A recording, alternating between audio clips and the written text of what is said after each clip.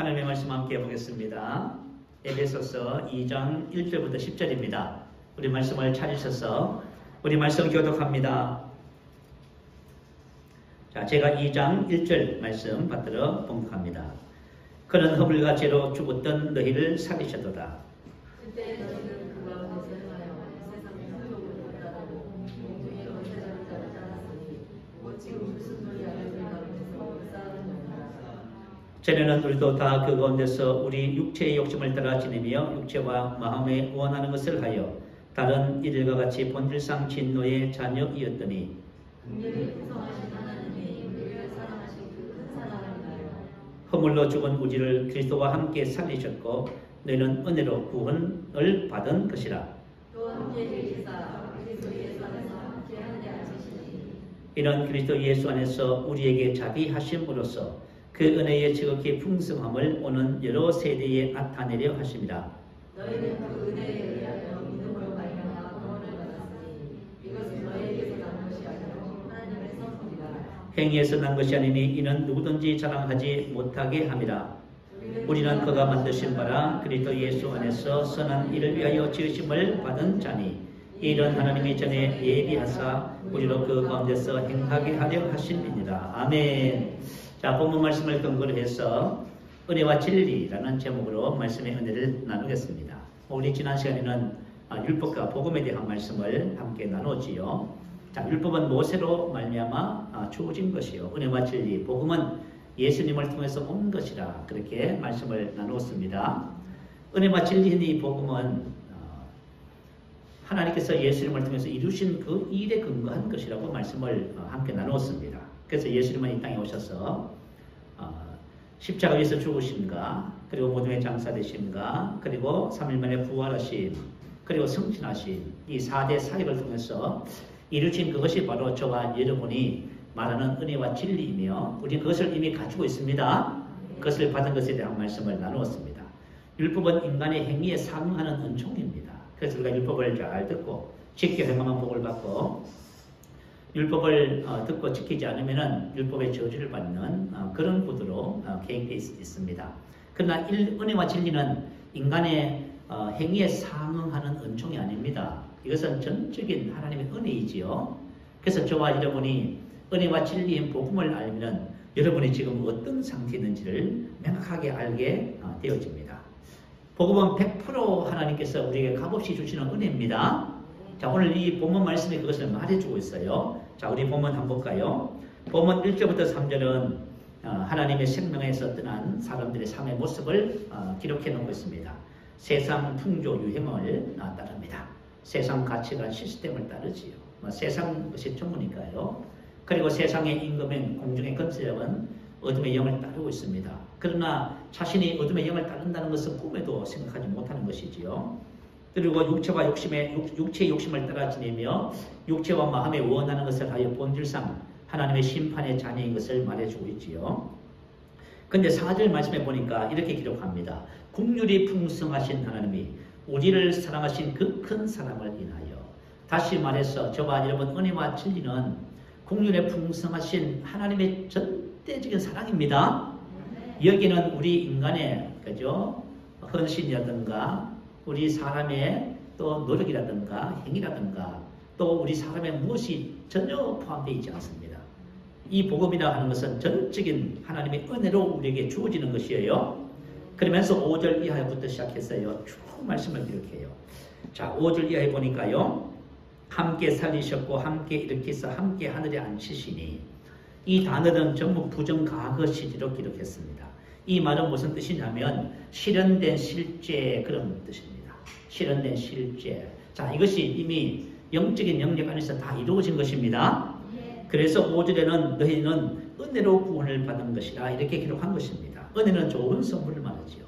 구원을 받은 것이라 이 말은 완료동사 신적 수동태입니다. 다시 말하면 이미 이 모든 구원은 완료되었고 하나님의 절대적인 행하심을 통해서 우리에게 주어진 것을 말이에요. 그래서 은혜와 진리는 예수님을 통해서 온 것이다, 임한 것이다. 우리 지난 시간에 말씀을 그렇게 나누었습니다.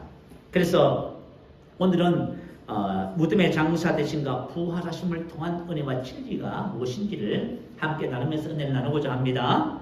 자, 첫 번째 무덤의 장사 되심입니다.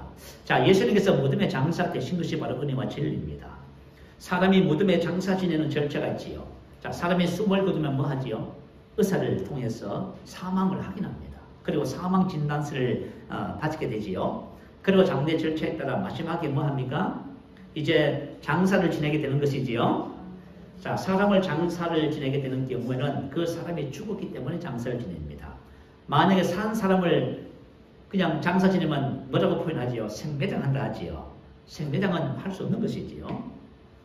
로마서 6장 3절 4절에 보면 무릇 그리스도 예수와 합하여 세례를 받은 우리는 그의 죽으심과 합하여 세례를 받은 줄을 알지 못하느냐. 그러므로 우리가 그의 죽으심과 합하여 세례를 받음으로 그와 함께 장사되었나니. 자, 여러분 침례 세례를 다 받으셨지요. 저와 여러분이 침례와 세례를 받는 것이 뭐예요? 그분의 죽으심과 합하여 침례를 받는 거예요. 그래서 그분과 함께 뭐 했어요? 장사 지내는 것을 말하는 겁니다. 여러분이 만약 침례를 지냈다면 여러분이 이미 뭔 거예요? 죽어서 지금 땅에 매장을 한 거예요. 침례 받으신 분? 다 받으셨지요. 그럼 여러분 어떻게 됐어요? 예수와 함께 죽어서 주님과 함께 땅에 매장됐습니다. 자, 우리 지난 시간에 뭐가 죽었다 했죠? 세 가지가 죽었다 했죠. 옛사람이 죽었습니다. 다시 말하면 새롭게 된 나 외에는 이전 것은 전부 다 죽어서 매장되어 버렸습니다. 그리고 율법에 대해서 죽었고 세상에 대해서 죽었다고 기록했지요. 그래서 이전 것은 지나갔습니다. 이전의 모든 것은 죽어서 전부 다 그저 지나가고 땅에 매장을 다 됐습니다. 자, 이전 것은 전부 다 죽었기 때문에 무덤에 매장한 것이죠. 한 청년이 목사님을 찾아왔습니다. 그리고 목사님에게 이렇게 상담을 했어요. 목사님, 되는 것이 아무것도 없습니다. 세상을 원망하고 자신의 처지를 원망하면서 불만을 토로합니다. 그리고 억울함을 호소하고요. 그리고 분노가 치밀어서 잠을 잘 수조차 없습니다. 죽고 싶습니다. 목사님은 어떻게 하면 좋겠습니까? 그래서 목사님께서 그 청년 공동모집을 한번 다녀와야 되겠습니다. 왜요? 그냥 시키는 대로 한번 해보세요. 공동모집에 가시거든 무덤을 하면서 발길질도 하고 욕도 하고 청년이 하고 싶은 거 다 한번 하고 오세요. 그래서 보냈습니다. 그래서 목사님이 시켰으니까 그냥 청년이 공동모집을 가서 욕도 막 실컷 하고요. 발길질도 하고 그렇게 하고 보니까 마음은 속이 시원해졌습니다. 그렇게 해서 왔습니다. 그래서 목사님이 물었습니다. 청년에게. 자, 공동모집 가서 무덤을 향해서 욕도 하고 발길질도 했을 적에 무덤에 있는 사람이 뭐라고 하던가요? 물었습니다. 그때 청년이 하는 말이 저한테 뭐라고 하는 사람 아무도 없었습니다. 예, 맞아요. 무덤에 있는 사람은 다 죽었기 때문에 한 사람도 반응하지 않습니다. 자, 저가 이제 무덤에 장사됐어요? 그러면 여러분 아무 반응이 없겠네요. 원래 죽어서 매장된 사람은 아무 반응이 없어요. 저가 여러분 죽지 않았기 때문에 그죠? 원망도 하고 불평도 하고 짜증도 내고 스트레스도 받고 막 그렇게 하는 거예요. 오늘 저와 여러분이 복음을 진짜 바르게 들어서 저와 여러분 마음으로 믿어진다면 여러분 복음이 말하는 것이 전부 여러분 것이 됩니다. 여러분 왜 우리가 말씀을 들어요? 말씀을 통하지 않고서는 믿음이 잘 생기지 않습니다.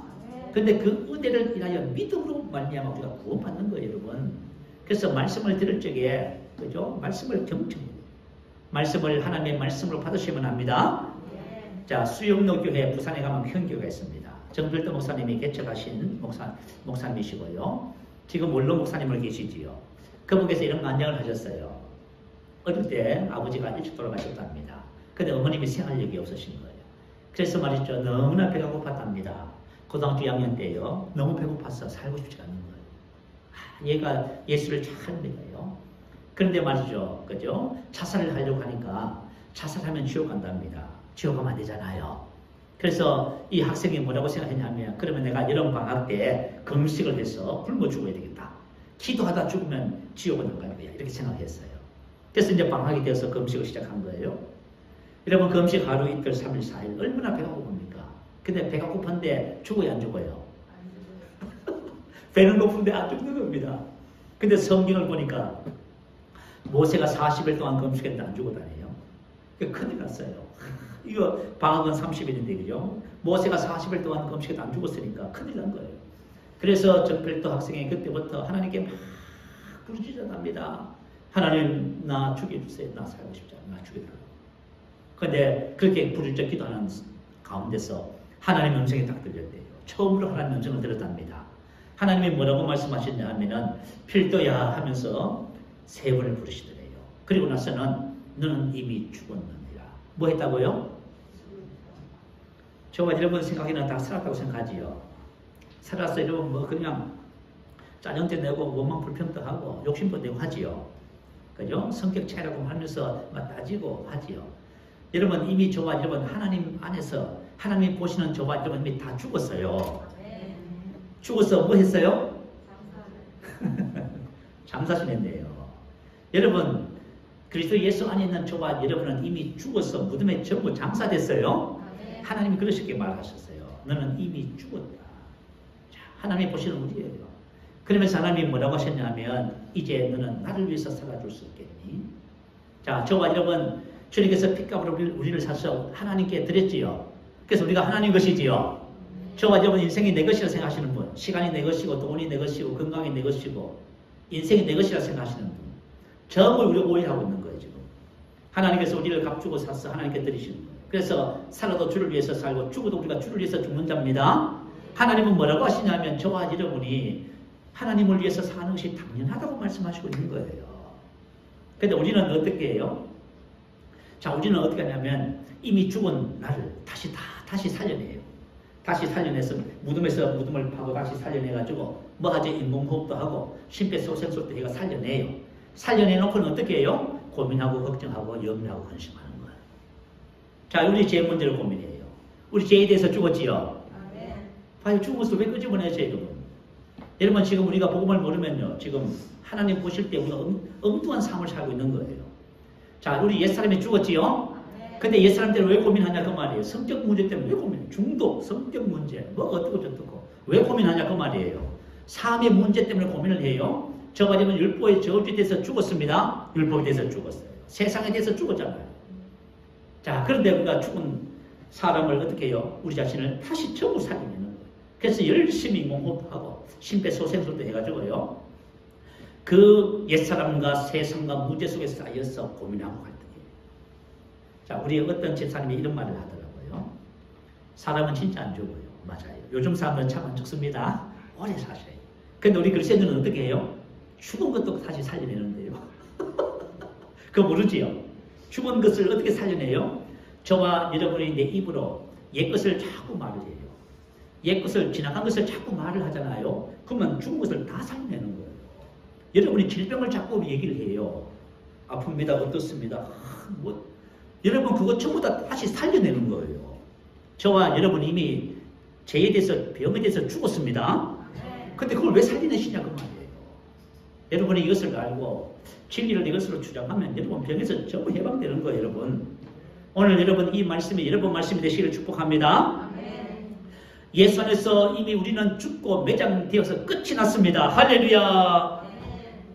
그래서 저와 여러분 다시는 죽은 것을 다시 살려내지를 마시기 바래요. 할렐루야. 자, 두 번째, 함께 살리셨고, 함께 살리셨다. 이 말은 예수님의 부활을 말씀하고 있는 것입니다. 자, 본문 6절에 보니까요. 또 함께 5절이네요. 허물로 죽은 우리를 그리스도와 함께 살리셨고 너희는 은혜로 구원을 받은 것이다. 함께 살리셨고 은혜로 구원을 받았습니다. 받을 것도 아니고 그저 주시옵소서도 아니고 이미 받았어요. 함께 산 부활의 축복을 이미 받은 거란 말입니다.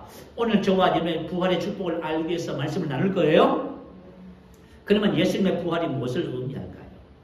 예수님의 부활이 뭐냐는 것이죠. 히브리서 1장 5절 6절은 이렇게 기록했어요. 너는 내 아들이라 오늘 내가 너를 낳았다 하셨으며 또 그가 맏아들을 끌어 너는 내 아들이라 오늘 내가 너를 낳았다. 그가 맏아들 처음 태어난 초대생 누구를 말할까요? 이건 바로 예수님의 부활을 말합니다. 예수님을 말해요. 예수님의 부활이 이렇다 그 말이에요. 예수님의 부활이 너는 내 아들이라 내가 너를 낳았다. 너는 맏아들 초대생이다 그 말이에요. 그래서 골로새서 1장 15절은 그는 보이지 아니하는 하나님의 형상이시. 그는 예수님을 예수님은 원래부터 하나님이십니다. 그런데 모든 피조물보다 먼저 나신 이시니 처음 태어난 초태생. 근데 모든 피조물보다 먼저 초태생이에요. 그럼 예수님의 부활을 말하는 것인데 왜 예수님이 이렇게 먼저 나셔야만 했냐 그 말이에요. 예수님의 부활이 우리와 무슨 상관이냐는 말이에요. 자, 예수님의 부활이 저와 여러분의 부활인 것입니다. 오늘 저와 여러분 예수님의 부활이 주는 은혜와 진리를 아는 것이 얼마나 큰 축복인지를 발견하게 되시기 바라요. 그러면 예수님의 죽으심과 예수님의 부활을 통해서 우리에게 어떤 일이 일어나냐 그 말이에요. 예수님의 부활을 믿는 저와 여러분도 똑같이 예수님의 부활에 동참하게 되는 것입니다. 자, 히브리서 2장 11절 말씀 올려주세요. 자, 한번 읽어보겠습니다. 시작. 거룩하게 하시는 이와 거룩하게 함을 입은 자들이 다 한 근원에서 난지라. 그러므로 형제라 부르시기를 부끄러워하지 아니하시고 거룩하게 하시는 이는 예수님이시고 거룩하게 함을 입은 받은 자는 저와 여러분입니다. 근데 다 한 근원에서 났대요. 한 근원 하나님 아버지에게서 났다는 겁니다. 자, 예수님도 하나님 아버지에게서 났지요. 부활을 통해서. 예수를 믿는 저와 여러분도 부활에 동참함으로 저와 여러분 똑같이 하나님 아버지께부터 났습니다. 그러면 뭐가 돼요? 예수님과 우리는 형제가 되지요.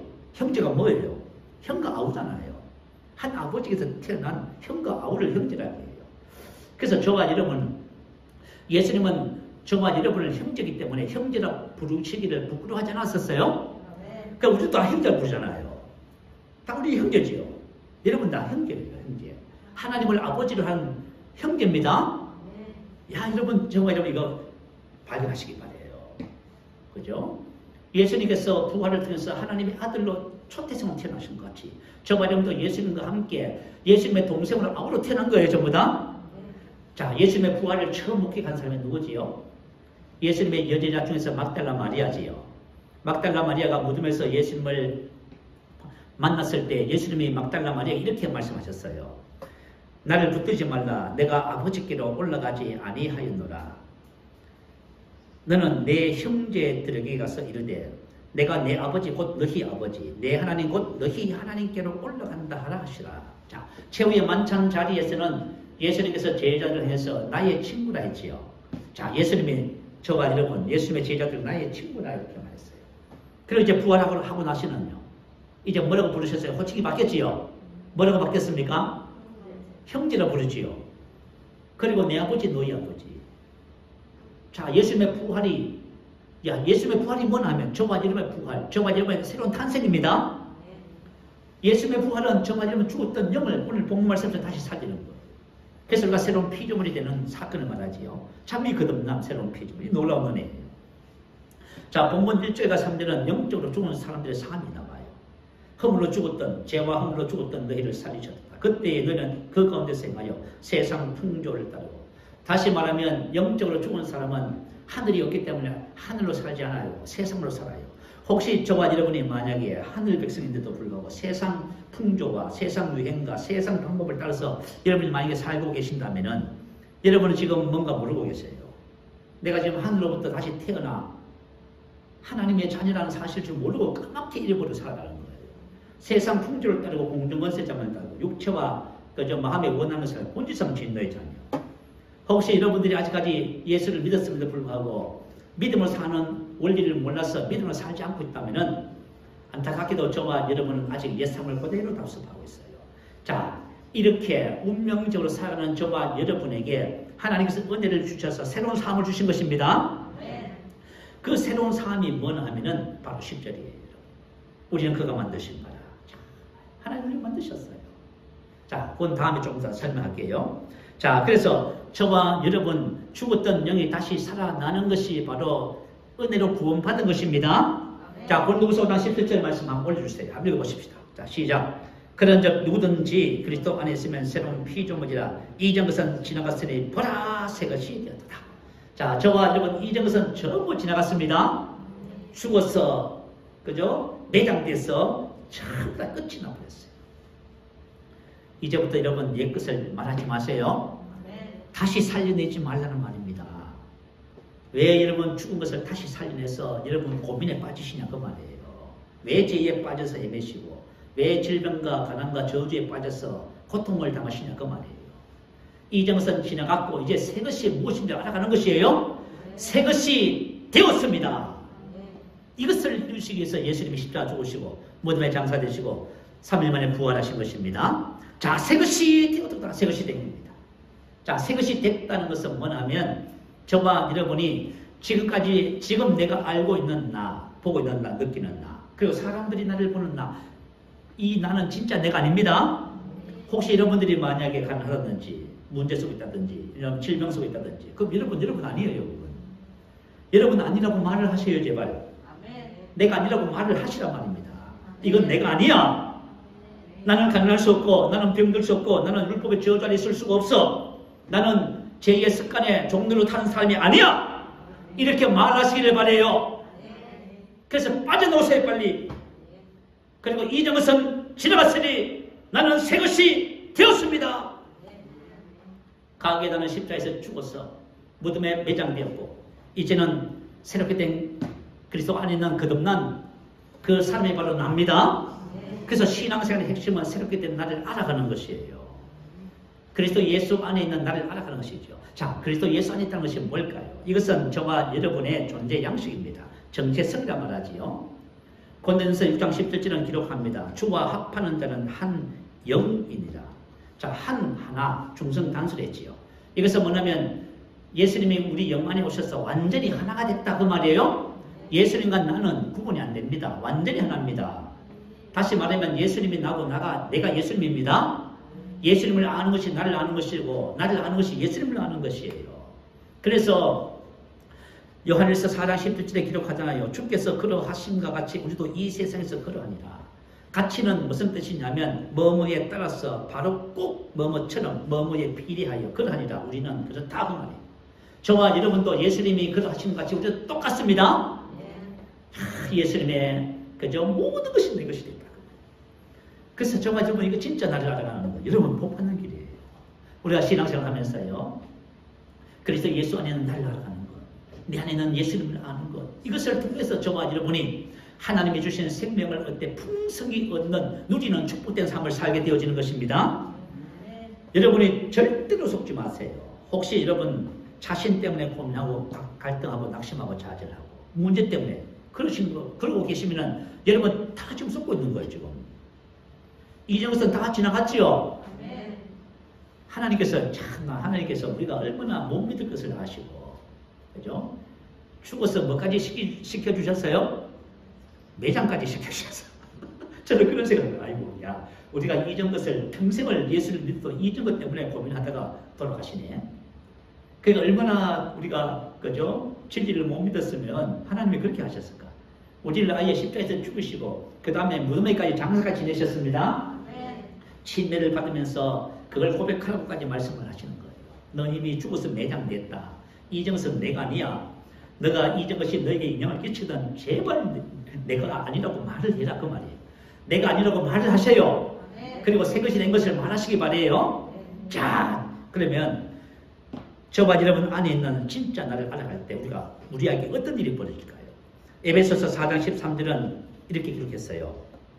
우리가 다 하나님의 아들을 믿는 것과 아는 일에 하나가 되어 온전한 사람을 이루어 그리스도의 장성한 분량이 충만한 때까지 이르리니. 자, 이르리니 카탄타로 했지요. 목포에 이르다 도달하다 그 뜻이에요. 목포는 정해지고 목적은 결정되며 이미 정해진 목표를 만났다. 이 말은 하나님께서 저와 여러분을 향한 목적을 정해놓으셨어요. 그것이 뭐예요? 온전한 사람을 이루어 그리스도 예수의 장성한 분량이 충만한 때까지 성숙하는 거예요. 주님을 꼭 닮아가는 것이에요. 이것은 뭐냐면 전부 다 우리 이 새생명교회 오늘 이 말씀을 듣고 예수 믿는 모두 전부 다가 이렇게 되기를 하나님 목표를 정해놓으셨어요. 그럼 우리가 뭘 해야 돼요? 목표를 여러분 정하세요. 어떤 목표를요? 새롭게 된 나를 알아서 내가 그렇게 변화되리라. 할렐루야. 우리 성장의 4단계를 말하지요. 그죠? 아이들아, 자녀들아, 청년들아, 아이들아. 자, 청년과 아비의 수준. 자, 성경은 온전한 사람을 이루라고 해서 저게요. 완전히 성숙한 성인이 된 그런 뜻이에요. 그렇지만 이것을 절대적 온전함은 아니에요. 성장하는 중에서 온전함을 말해요. 그래서 저와 여러분 청년에서 아비 신앙으로 계속 성장해 가는 것입니다. 자, 이렇게 성장해요. 내 안에 계신 그리스도를 알잖아요. 그러면 저와 여러분의 혼이 이렇게 변형이 돼요. 이것을 가지고 영혼이 잘 됩니다고 표현하지요. 여러분 영혼이 잘 돼요. 신약 성경에서는 축복의 사람을 뭐라고 표현했어요? 영혼이 잘 된 같이 혼이 잘 됐다고 말이에요. 영혼이 잘 된 같이 범사람들도 강난 복을 받습니다. 그래서 저와 여러분 영혼이 잘 되는 거예요. 내 안에 계신 그리스도 새롭게 된 나를 우리가 말씀을 통해서 알아가잖아요. 믿어지잖아요. 그러면 우리 혼에 그 영의 생명이 혼으로 전이 돼요. 그래서 주님을 똑 닮아가요. 그래서 저와 여러분이 이 땅에서 예수님처럼 살아가는 거예요. 그래서 오늘 7절에 뭐라 했어요? 이런 그리스도 예수 안에서 우리에게 자비하심으로써 그 은혜의 지극히 풍성함을 오는 여러 세대에 나타내랍니다. 저와 여러분 한 사람 한 사람을 통해서 하나님의 은혜의 그 풍성함을 세상 믿지 않는 사람들에게 전부 다 나타내는 거예요. 그 세상 사람들이 예수 믿는 저와 여러분을 보면 깜짝 놀라요. 깜짝 놀라요. 야, 너 어떻게 이렇게 복되니? 너 이 은혜가 어디서 왔어? 넌 어떻게 병을 다스리면서 사니? 너는 환경과 상황을 다스리면서 사니? 이렇게 말해요. 야, 이게 말이죠. 하나님께서 우리에게 정해놓으신 우리의 삶이라는 것을 말씀을 하고 있습니다. 자, 그래서 그리스도 예수 안에 있는 내가 무엇을 가지고 있는 거, 이거 아는 거, 이게 우리 신앙생활의 핵심이 되는 것입니다. 이것을 알 때 저와 여러분이 영적으로 승리하고요, 생명을 따라 사는 그런 복된 삶이 되는 거예요. 자, 그리스도 안에 있는 진짜 나는 어떤 존재이며 무엇을 가지고 있는가? 첫째는 자, 영생을 가졌습니다. 자, 영생은 저의 하나님의 생명을 말하죠. 이것은 우리의 거듭난 영이 바로 하나님의 생명으로 다시 태어난 거예요. 로마서 8장 10절은 말합니다. 영은 의로 말미암아 살아있는 것이니라. 살아있는 것이라 조예. 영은 의로 말미암아 조예. 하나님의 생명입니다. 자, 우리가 예수 믿는 분 다 손 들어가요. 그러면 여러분의 영은 뭐예요? 조예. 하나님의 생명이에요. 할렐루야. 그래서 예수님은, 성경은 예수가 있는 사람은 생명이 있고 예수가 없는 사람은 생명이 없다고 이렇게 했어요. 자, 이것은, 이 생명은 바로 하나님의 생명이기 때문에 하나님을 하나님 되게 하는 생명이지요. 여러분, 생명이 왜 중요합니까? 생명은 생명의 열매를 맺게 되잖아요. 여러분, 사자가 왜 사자예요? 여기 대추나무가 있어요. 우리 마당에. 대추나무, 그죠? 또 자두나무, 살구나무, 개복숭아. 이 나무가, 살구나무는 살구의 생명을 갖고 있잖아, 그죠? 그래서 뭘 맺어요? 살구를 맺잖아요, 여러분. 사자의 생명을 가지면은 사자가 되는 거예요. 사자로 살아가는 거예요, 여러분. 그러면 저와 여러분 하나님의 생명가 있다는 말이 무슨 뜻이에요? 저와 여러분 잠정적으로 하나님의 생명으로 사는 자다 그 말이에요? 그 생명을 주신 목적 아닐까요? 구약 성경에는 율법은 뭐죠? 의무를 줬어요. 사랑하라, 의무지요. 그래서 우리가 사랑하려고 하는 거예요. 열심히 노력하려고 하고, 뭘 하려고 하는 거예요. 혹시 여러분 예수 믿으면서 뭘 하려고 하시는 분 손 들어봐요. 여러분 뭘 하려고 하면 여러분 다 실패해요. 만약에 내가 율법을 따라서 사랑하려고 하잖아요. 하면 할수록 절망해요. 왜냐하면 율법의 개념은 내가 하려고 하면 할수록 죄는 살아나고 나는 죽어요. 근데 복음은요, 알면 알수록 나는 죽고 하나님의 생명을 사는 자가 되는 거예요. 자, 예수님이 이 땅에 아가페 살아가셨어요. 예수님이 계명을 주시면서 요한복음 13장 34절 이렇게 말씀하셨어. 새 계명을 너희에게 주노니 서로 사랑하라. 이 사랑은 당연히 아가페 하나님의 사랑을 말해요. 내가 너희를 사랑한 것 같이 너희도 서로 사랑하라. 자, 제자들에게 똑같은 분량으로 뭘 하라고 했어요? 하나님의 사랑으로 사랑하라고 말씀하십니다. 저와 여러분, 여러분 자녀들 사랑하고, 친구를 사랑하고, 부부가 서로 사랑하지요. 그건 인간적 사랑 말고요. 인간적 사랑은 이기심을 바탕으로 했기 때문에 한계를 갖고 있다 했지요. 그러나 하나님의 사랑은 조건 없는 사랑이에요. 그런데 어떻게 예수님이 이 사랑을 했을까 그 말이에요. 자, 예수님은 제자들 사랑하시는 끝까지 사랑하셨지요. 얼마나 탈이 많고 문제 많은 제자들이었습니까? 베드로는 결국은 뭐죠? 예수님을 3번 부인하고 맹세하며 저주했지요. 가룟 유다는 예수님의 사랑을 받아서 헌금 수전하는 일을 맡았음에도 불구하고 예수님을 노예의 몸값인 은삼십을 받았습니다. 그리고 이스라엘 백성, 하나님의 백성들은 예수님을 십자가에 죄 없는 사람을 못 박아놓고 침을 뱉고 조롱했습니다. 그럼에도 불구하고 예수님은 끝까지 뭘 하셨어요? 사랑하셨지요. 어떻게 그렇게 할 수 있을까요? 야, 어떻게 그렇게 할 수 있지요? 그 비밀은 바로 하나님의 생명을 가지고 있어서 그렇습니다. 아버지께서 자기 속에 생명이 있음 같이 아들에게도 생명을 주어 그 속에 있게 하셨고, 요한복음 5장 26절. 자, 아버지 안에 있는 생명, 그 생명의 본색이 사랑입니다. 그래서 하나님은 사랑이시네요. 그래서 예수님도 똑같은 생명을 가지고 계셨기 때문에 예수님의 생명과 본성은 뭐지요? 사랑이지요. 하나님이 사랑이시듯이 예수님도 사랑이고, 또 그 생명이 누구한테 주어졌어요? 저와 여러분에게 주어졌네요. 그래서 우리는 무슨 본성을 갖고 있어요?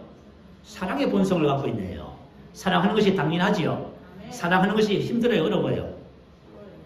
만약에 저와 여러분이 율법적으로 접근을 하면요, 전부 다 집이에요. 그러나 생명을 따라서 사는 삶을 배우면 사랑하고 기뻐하고 감사하고 열매 맺고 치유받고 아브라함의 복을 받는 것은 너무 쉽습니다. 하나님께서 우리에게 뭐예요? 생명을 주신다고 말이죠. 그죠? 그래서 저와 여러분의 성경 뭐라고 말씀하셨냐면, 자, 새 언약 백성인 저와 여러분에게 율법의 요구를 이룰 수 있는 하나님의 생명을 주신 거예요. 우리가 생명을 살아가면 율법의 요구가 이루어져요. 봐요. 혹시 여러분 율법적인 사고방식을 갖고 있다면 오늘 복음적인 마인드로 여러분 생각을 바꾸시기 바래요. 자, 이 하나님의 우리 안에 주어진 이 생명이, 이것을 알면 알수록 이 생명이 우리 혼에 전해되어서 우리 혼의 생명으로 풍성해져요. 그때 우리는 생명을 따라 사는 하나님의 거룩한 아들의 삶을 살아가게 되는 것입니다. 우린 세상의 빛이지요. 왜냐하면 생명이 빛이잖아요, 여러분. 우리에게는 어둠이 조금도 없어요. 여러분, 하나님의 자녀들에게는 어느 곳에 무엇을 하든지 무슨 일을 하든지 어둠이 전혀 없습니다. 여러분들이 만약에 어두운 얼굴을 가지고 이렇게 예배를 드리고 이렇게 살아가시면은 어떻게 하겠어요, 지금? 여러분이 만약에 인상을 찌푸려 계시면 어떻게 하냐고 말이에요. 하나님의 자녀에게는 생명의 빛을 가지고 있습니다. 내가 생명의 빛을 가지고 있다는 사실을 알면 어둠은 다 물러나가요. 그래서 저와 여러분 항상 얼굴에 미소를 묻게 되고요, 얼굴에 빛이 나게 되는 것이에요. 자, 여러분의 삶의 모습 속에서 어둠이 전혀 없습니다.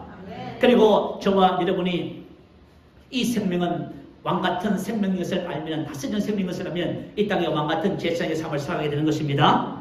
로마서 5장 17절은 이렇게 말했어요. 더욱 은혜와 의의 섭을 넘치게 받는 자들은 한 번 예수 그리스도를 통하여 생명 안에서 왕노릇하리로다. 자, 저와 여러분은 이 땅에 태어난 자체가 생명 안에서 왕노릇하도록 태어났습니다. 은혜와 의의 섭을 넘치게 받는 자들은 자신의 것을 취하는 사람. 다시 말하면 우리 안에 계신 그리스도를 알면서 계속 알아가는 사람을 말합니다. 우리 안에 있는 예수 그리스도, 나를 진짜 새롭게 된 나를 알아가잖아요. 그러면 저와 여러분이 죄와 사망의 영향을 받지 않게 되는 거예요. 그리고 저와 여러분을 통해서 환경과 사망을 다스리는 자가 돼요. 얼마나 놀랍습니까? 장기 레이크 목사님 간증 들어보셨지요?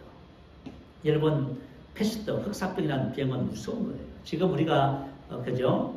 지금 오미크론을 얘기하고 있지만은요, 그 병은 사람이 딱 패스트에 걸리잖아요. 그러면 3일 내로 죽어요. 그리고 겨드랑이 밑에 나는 그 전이된 병은 5일만 되면 딱 죽는답니다. 그래서 3일, 5일을 못 버티는 거예요.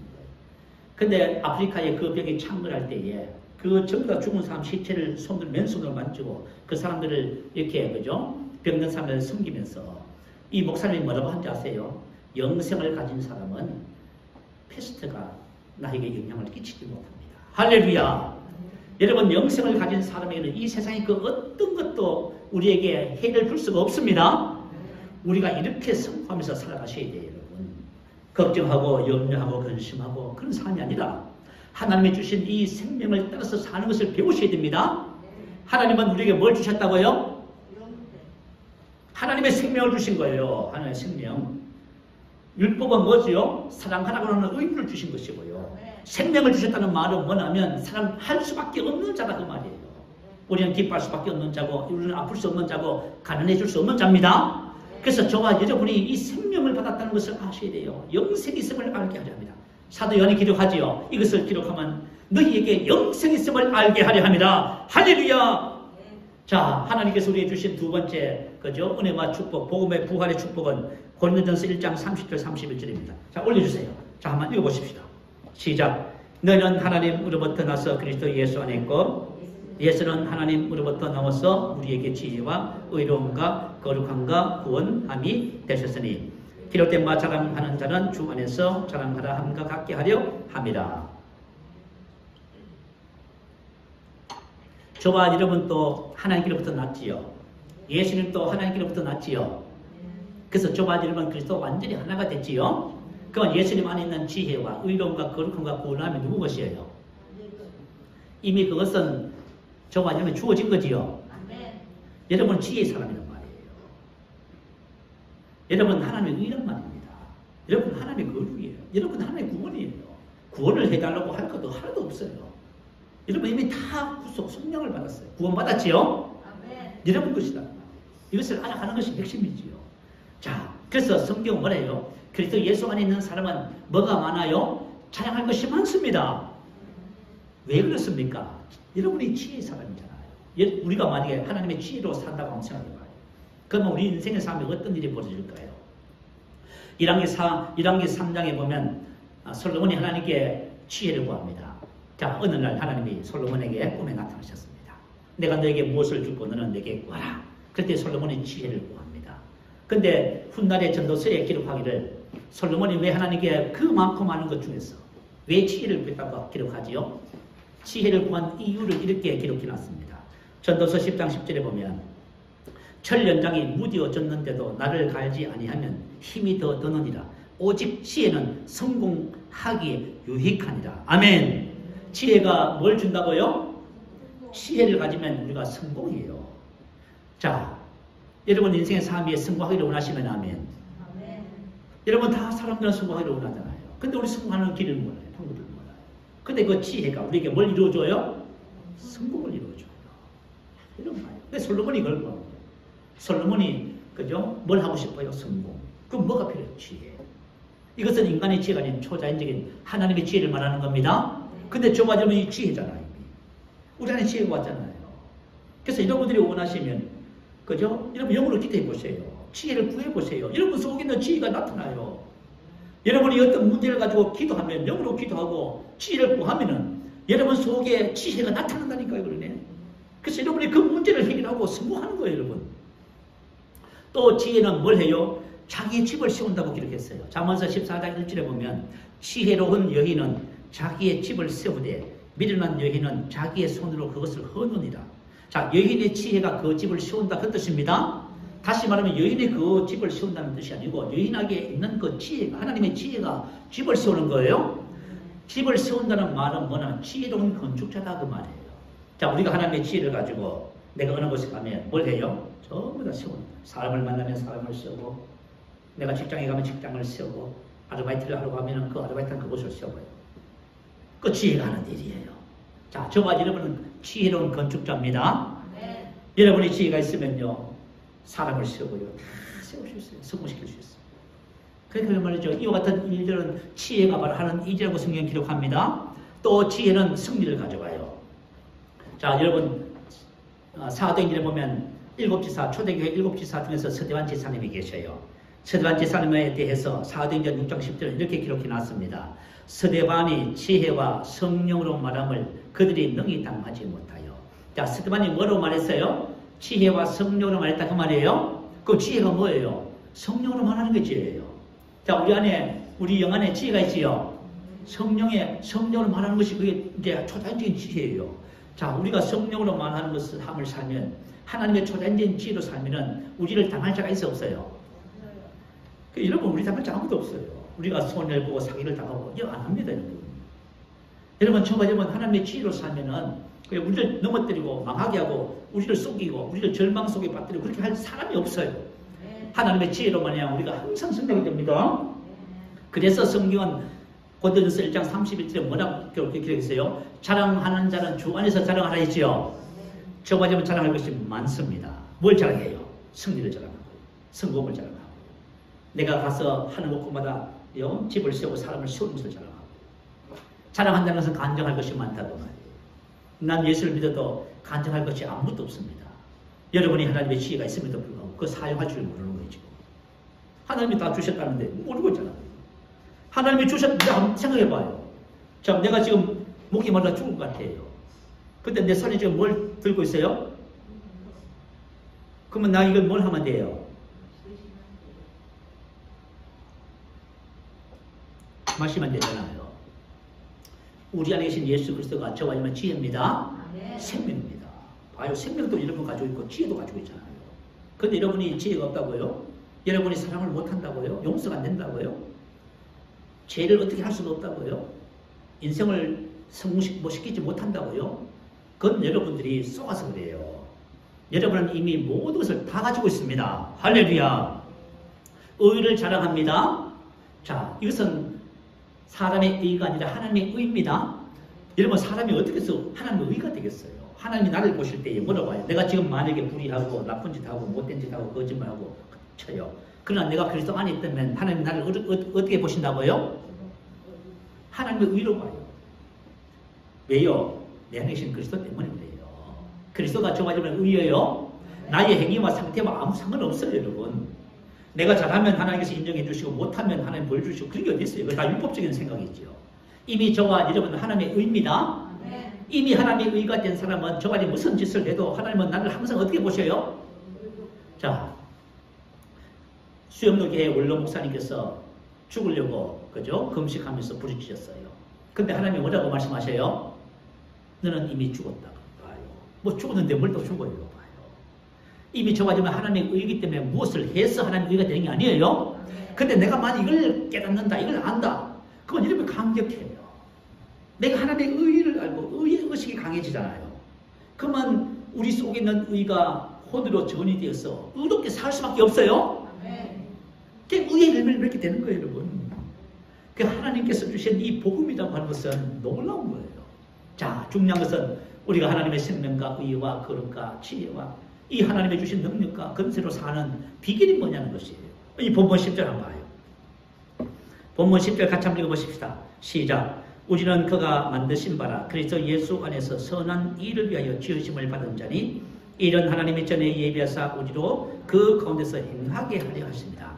우리는 그가 만드신 바라 이 말은 그분의 작품이다 그 말입니다. 자, 하나님께서 저와 이름을 새로 창조했습니다.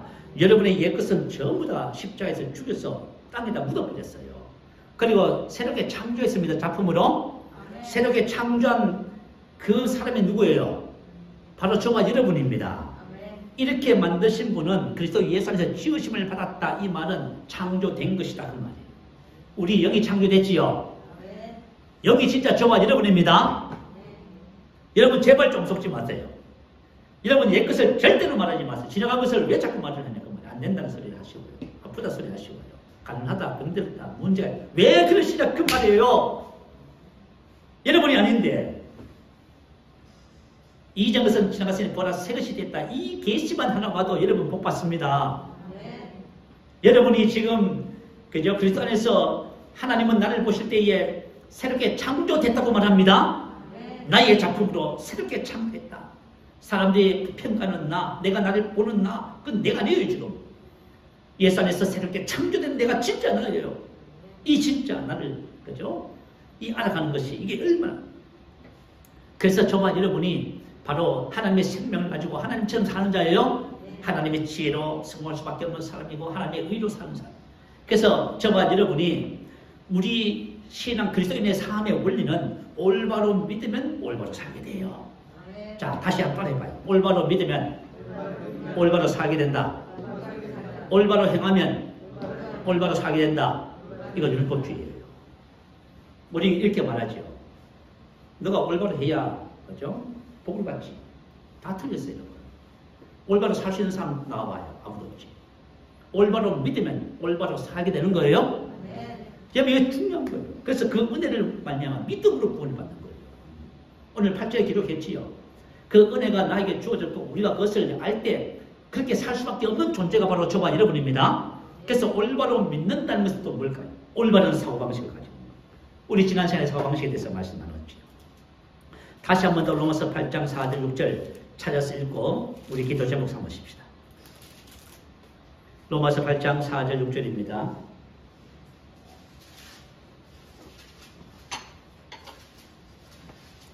자, 우리 말씀을 큰 목소리로 한번 읽어보십시다.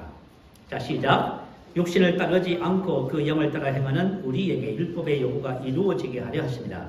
육신을 따르는 자는 육신의 일을, 영을 따르는 자는 영의 일을 생각하느니 육신의 생각은 사망이요 영의 생각은 생명과 평안입니다. 자, 이 말씀을 다시 한 번 더 설명을 해드릴게요. 4절과 5절 사이에는 가르라고 하는 접속사가 있어요. 이유를 나타내는 접속사예요. 다시 말하면 4절에 육신을 따르는 것, 영을 따르는 것, 그것이 뭐냐는 것을 설명하는 거예요. 자, 그러면 육신을 따르는 것은 육신의 그것을 생각하는 것이 육신을 따르는 거예요? 자, 육신의 그것을 생각하는 것이 뭘까요? 육신의 그것을 생각하는 것은 뭐냐면 지금까지 살아왔던 삶을 그대로 사는 것을 말해요. 보고 듣고 느끼고 생각하는 대로 생각하는 것. 그 말하는 것. 또 저와 여러분 육체의 일을 그죠? 따르는 거 생각하는 것을 말해요. 그죠? 짜증 몸만 불평하고 안 된다고 막 하는 거. 이게 전부 다 육신을 따르는 거예요. 육신을 따르는 자는 육신의 그것을 그죠? 마음에 몰두하고 생각하고 자꾸 하는 거예요. 자, 그러면은 5절과 6절 사이에도 가르가 그죠? 접속사가 있어요. 자, 그러면 육신의 생각은 사망이요. 이 말은 무슨 뜻이냐면, 자, 육신의 생각은 사망이요. 육신의 생각에 사로잡힌 것 그 자체가 죽음이다. 사망이다. 그 말이에요. 자, 저와 여러분 육신의 것을 자꾸 생각하면 육신의 그것에 잡히게 돼 있어요. 그러면 그 자체가 뭐예요? 그 자체가 사망이에요. 자, 그러면 영을 생각하는 것이 뭘까요? 영을 따르는 것은 뭐냐면 영의 그것을 생각하는 것을 말해요. 영의 그것을 생각하면 영의 그것이 우리를 사로잡아요. 그러면 결과가 뭐예요? 생명과 평안이에요. 저와 여러분의 하나님의 생명을 어때 풍성해지고 그 결과로 평안이 우리 인생의 삶에 찾아오는 것입니다. 자, 그래서 저와 여러분의 신앙생활은 어려운 것이 아니라 간단해요. 만약에 지금까지 살아왔던 삶의 방식대로 계속 한번 살아보면 여러분이 뭐냐면 육신의 과거에 정착해 있어요. 그러면 뭐예요? 그 자체가 사망이에요. 근데 이제는 새로운 삶을 주셨잖아요. 내가 영이잖아요. 이제 영을 따르는 것을 배우는 거예요. 영을 따르는 것을 배우기 시작하면 영이 나를 사로잡으면 그 자체가 뭐예요? 생명과 평안이에요. 자, 그러면 영의 그것은 무엇인지를 여러분 한번 살펴보십시다. 자, 요한복음 6장 63절 말씀 올려주세요. 같이 한번 읽어봅니다. 시작. 살리는 것은 영이니 육은 유익하니라. 내가 너에게 이런 말이 영이요 생명이니라. 자, 없습니까?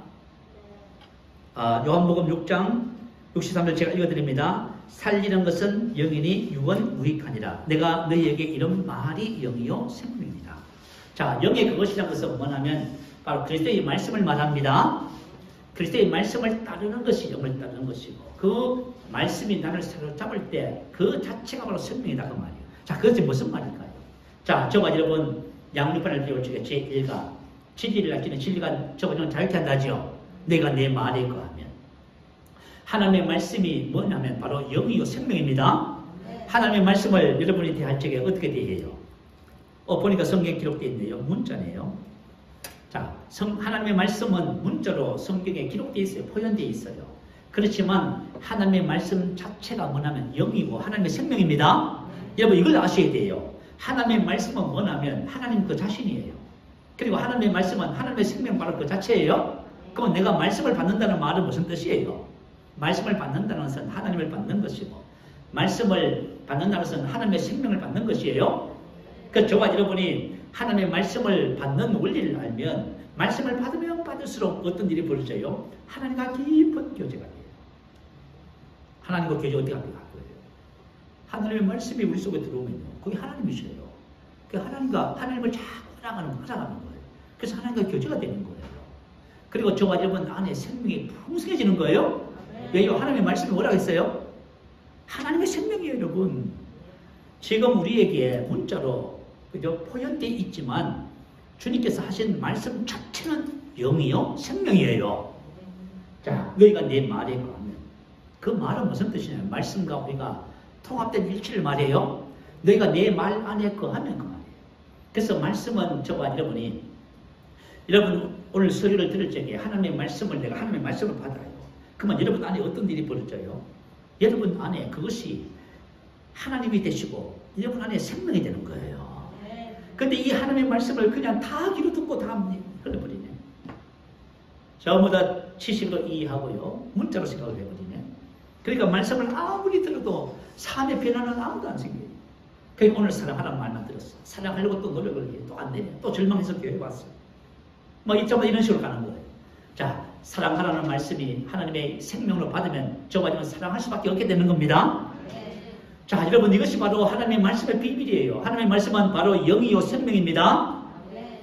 영을 따르는 것이 뭔가요? 영의 그것을 따른다는 것이 뭘까요? 하나님의 말씀을 이렇게 따르는 거예요. 하나님의 말씀을 어떻게 해요? 계속해서 묵상하고 내 것으로 만들어가는 과정. 내 안에 거하게.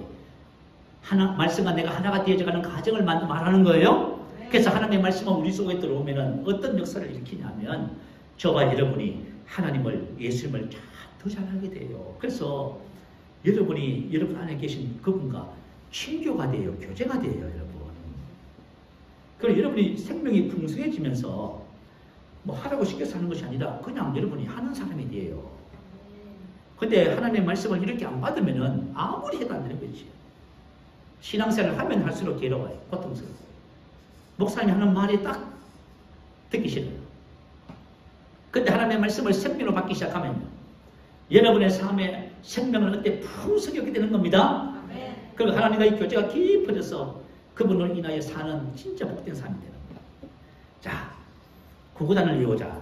우리 양육반을 받는 사람들에게 늘 강조하는 것이에요. 자, 구구단을 외운다는 것은 뭐냐면 제가 하나 질문해 볼게요. 상구 얼마지요? 그냥 나오는 계산도 안 해보고. 구구 얼마예요? 그거 언제 외운 거예요 도대체? 근데 국지름은 뭐예요? 구구 80일. 저도 삼수를 되게 못했거든요. 근데 구구 하면 80일이 나와버려요. 왜 나와요? 의식화 됐어요. 하나님의 말씀을 의식화 시킨다는 말이 생명이 되게 하는 거예요. 말씀이 하나님이 되게 하시는 거예요. 그래서 내가 말씀을 고백하고 영으로 기도하잖아요. 그러면 말씀이 우리 안에서 하나님으로 생명으로 바뀌는 거예요, 여러분. 말씀의 문제가 아니에요. 여러분이 다 외워서 뭐 하실 거예요? 다 외워서. 그렇게 되는 것이 아니란 말이에요. 그래서 저와 여러분이 만약에, 그죠? 하나님의 말씀이 의식화 됐어. 생명이 됐어. 그러면 누가, 그죠? 심하게 쿡 찔렀어. 그러면 뭐라고 해요? 사랑합니다. 그렇죠? 근데 쿡 찔렀는데, 아, 짜증나. 나한테 왜 그러는 거야? 그죠? 진짜 못 살겠네. 저 인간 언제 죽나? 그러고 있으면 어떡할 거예요, 여러분? 여러분이 하나님의 생명을 전혀 기능하지 못해요. 왜요? 하나님의 말씀이 여러분 안에 의식과 생명이 안 되는 거예요. 전부 다 문자가 돼가지고 뱅뱅 도는 거예요. 그래서 만약에 하나님의 말씀을 율법으로 받잖아요. 그만 교만해졌어. 말씀을 가지고 사람들을 괴롭혀요. 자꾸 판단해요. 그거밖에 못해. 잔소리하고 막 따지고 막 이렇게 해요. 근데 하나님의 말씀이 생명이 되면요, 사랑으로 사는 삶이 돼요. 여러분, 이걸 그 축복이 여러분 모르세요? 이걸 여러분 오늘 누가 몰라셨다면 오늘 발견하고 가시기 바래요. 혹시 여러분이 누가 쿡 찌르드는 신상 건강한 이것입니다. 할렐루야. 사단이 와서 쿡 찔러요. 넌 여전히 아프잖아. 너 절대로 병에서 고침받지 못해. 그럼 하나님의 말씀은 뭐라 그래요? 채찍에 말은 나음을 입었다. 봐요. 사단이 내가 뭐래요? 무슨 소리야? 난 이미 치유받았어. 이전 것은 지나가서 새 사람이야. 내가 지금 내 몸에 내 환경을 상에 뿌려놓은 모든 저주, 네가 한 일을 다 거두고 나가. 예수님으로 명령한다. 떠나가! 할렐루야! 이렇게 해서 저와 여러분이 이전 것을 전부 다 쫓아내고 새 것으로 충만해 주셔야 됩니다. 이것은 저와 여러분이 하나님의 말씀을 어떻게 받느냐에 따라서 달라져요. 그렇게 하셔서 저와 여러분 삶 속에 많은 풍성한 열매를 단 축복이 있게 되시기 바랍니다. 자, 우리 말씀을 생각하면서 함께 한번 기도하겠습니다. 오늘 하나님께서 주신 말씀이 우리 안에서 하나님이 되고 생명이 되어서, 자, 이 복음의 은혜 속에서 살아가는 복된 삶을 위해서 할렐루야, 우리 한번 크게 부르시기도 합니다. 할렐루야.